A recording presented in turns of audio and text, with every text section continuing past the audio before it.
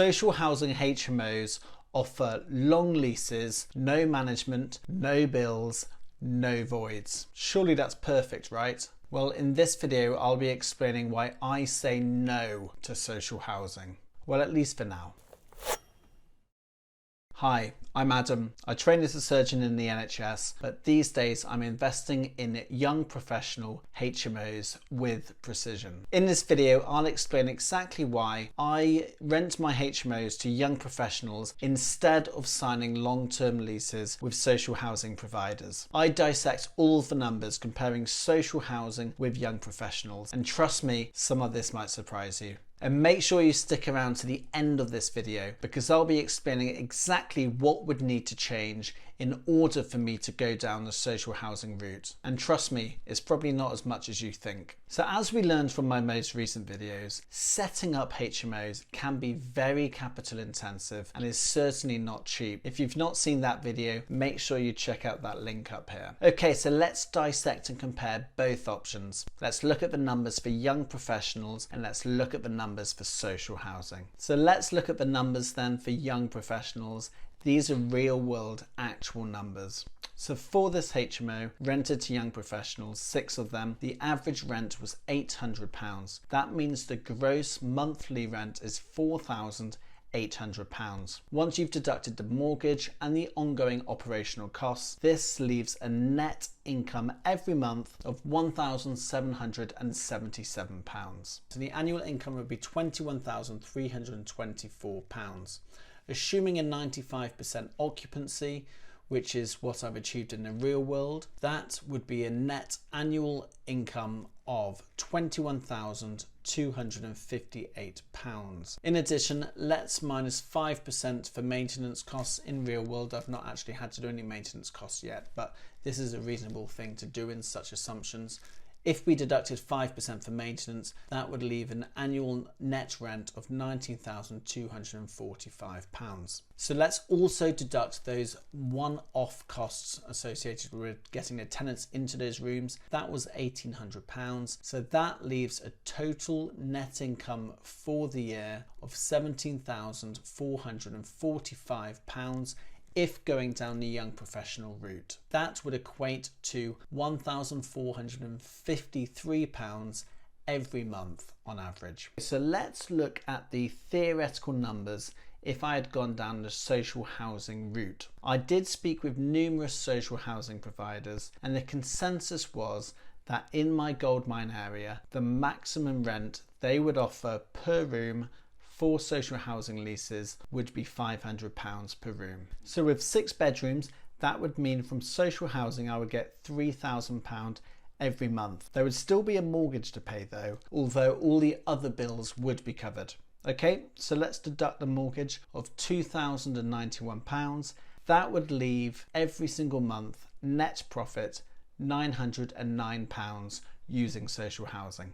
Okay, so as you can see, from looking at the numbers for young professional versus social housing, young professionals actually generates about £544 extra per month. This equates to about £6,500 every single year. So based on numbers alone, what would need to change for social housing to equal young professionals? Well, it's not much actually. The social housing rent per room would need to go up to £590 a month, so an increase of £90. This would mean that both the social housing and the young professional net rent, after all the costs deducted, would be the same. Okay, but let's consider other hidden benefits of social housing compared to young professional HMOs. First, let's discuss the refurbs. So for a young professional refurb, at least in my case, I aim to be at the very top of the market. So what does this mean? So this means I'm buying expensive furniture, I'm using interior designers, and I'm doing a very high-end finish. However, if I was going down the social housing route, the end product actually, what the social provider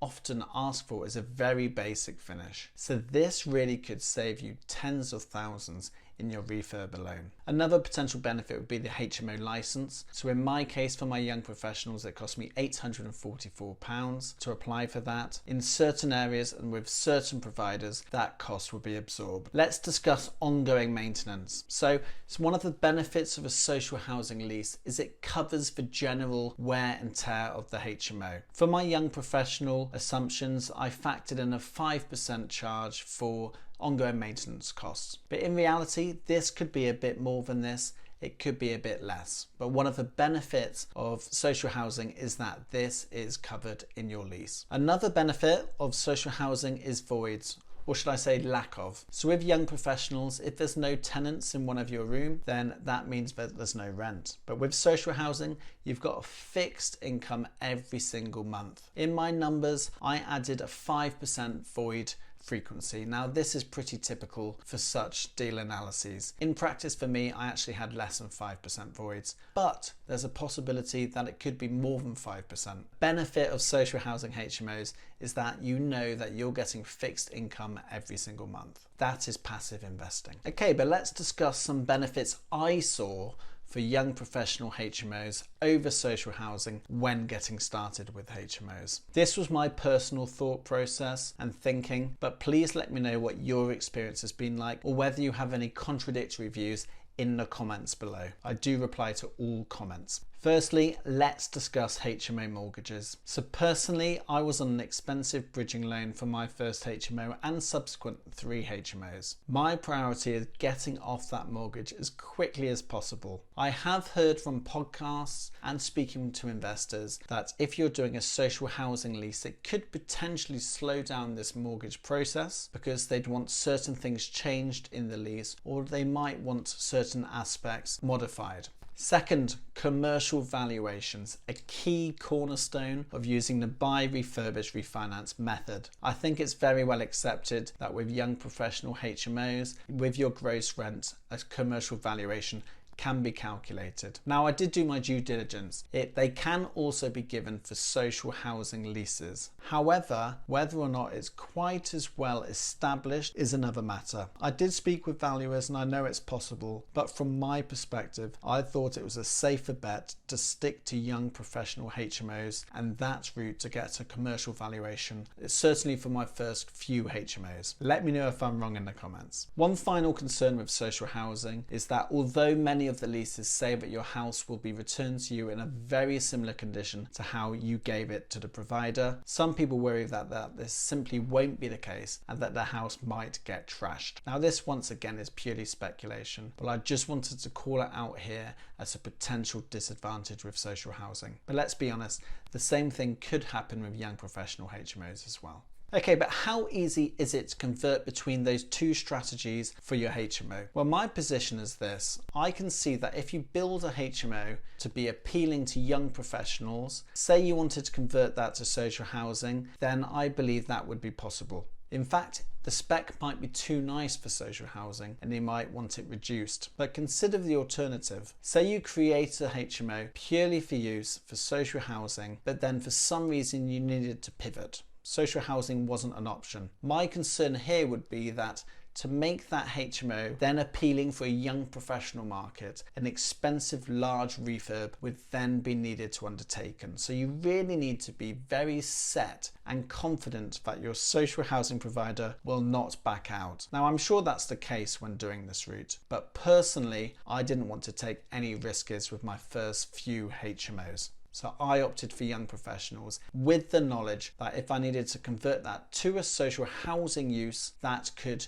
be possible relatively easily, certainly versus converting a social housing HMO into a young professional HMO and all the upgrading of the appliances, of the fittings, etc. that would be needed. If you've liked any part of this video, I'll be really grateful if you could do something to that like button and certainly hit that subscribe button as well, because I'll be sharing future videos comparing the different type of HMO strategies. See you on them as well. Okay, so for my final thoughts. In this video, I've explained why for my HMOs, I go down the young professional route rather than leasing to social housing providers. And the answer is simple. It's down to the numbers. For me, in my area, young professional HMOs would give me a higher net income per month. Other secondary reasons include that personally in my area, I've not had much engagement with my social housing providers and they've not been the most flexible. So for now, I'm going to be sticking to young professionals in my HMOs.